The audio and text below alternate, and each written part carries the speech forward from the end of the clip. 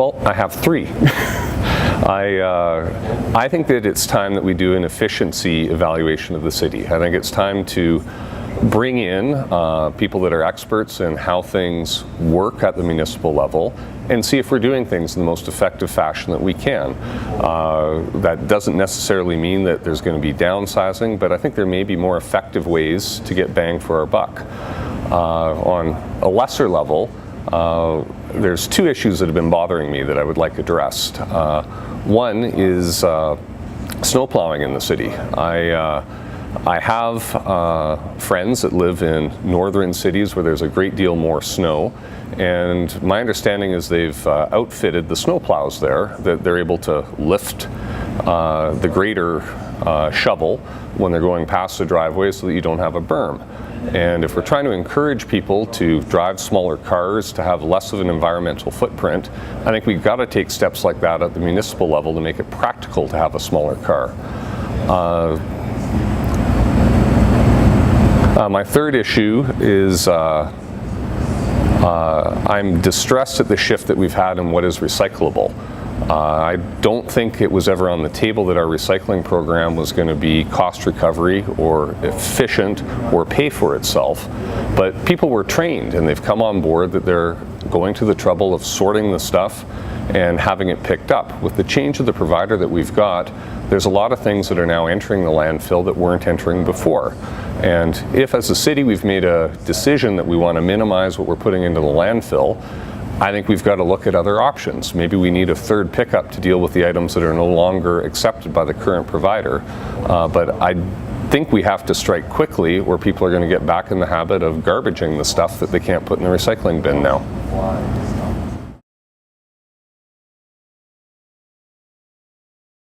Well, there's limits to what you can do at the municipal level. I think for attracting, we've got to continue to foster and grow the university. The university is good for the city, and I think whatever we can do to make it continue to do well, we should.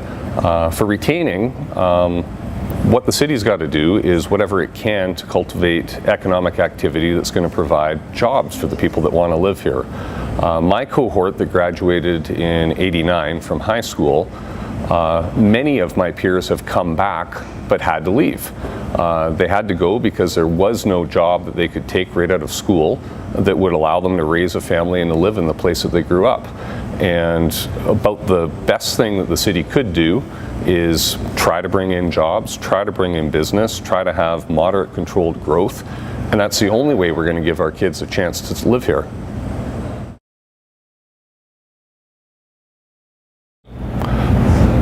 It really depends on their interests, but I think the jewel that we've got is our park system, particularly the ones that are around the river. And I'd be inclined to tell someone to either bike, walk, or rollerblade the length of the river's trail.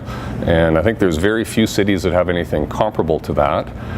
If you're a little more robust, I think hiking through Kenneth Cartwright Park and some of the bluffs up there is just a tremendous way to spend some time.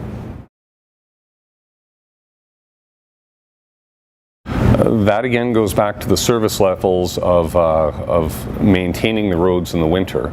I live in Aberdeen and I've lived here since I returned from university in 1995, and I put a lot of effort into having a smaller car. I drove a Jetta for a while. I had a Volvo station wagon, and year after year I would have multiple days that I couldn't make my way to work because my car wasn't able to make it through the berms and the ridges and the stuff that were around. I think it's time that we look at what we can do to make it easier to get around this city year-round in smaller vehicles. And that's a first step that we're going to take if we want to try to make a lesser environmental impact. I think again, it's job related, and it's a challenge that the whole continent is facing really. The job market is shifting. People are not going to get a factory job and stay in that factory job when they leave university until they retire. It's difficult to build an environment where people can work. And all that we can do is focus on keeping Kamloops livable, keeping it affordable to live here, and that involves tweaking some of the levers in how we develop housing in the city, and doing what we can to attract economic activity. On the affordability front, there's a range that the city can set for how much they're favoring infill and high-density housing over urban sprawl. And when houses were cheap back in the 70s, you had a great deal of urban sprawl. You allowed people to build around the periphery. People would buy a small house with a yard. That's very expensive for the city to maintain as a tax basis. There's been a very strong push here in other cities to do infill, to go with multi-housing developments, and those are cheaper per citizen in order to provide the utilities, services, and roads. But there's a consequence to doing that. The price for those freestanding houses gets bid up the fewer of them that you have. And if we want to keep Kamloops affordable, I think perhaps we've got to shift a little bit more to some more development on the periphery. I think leveraging what we've got here at the university and what we've got with Royal Inland Hospital.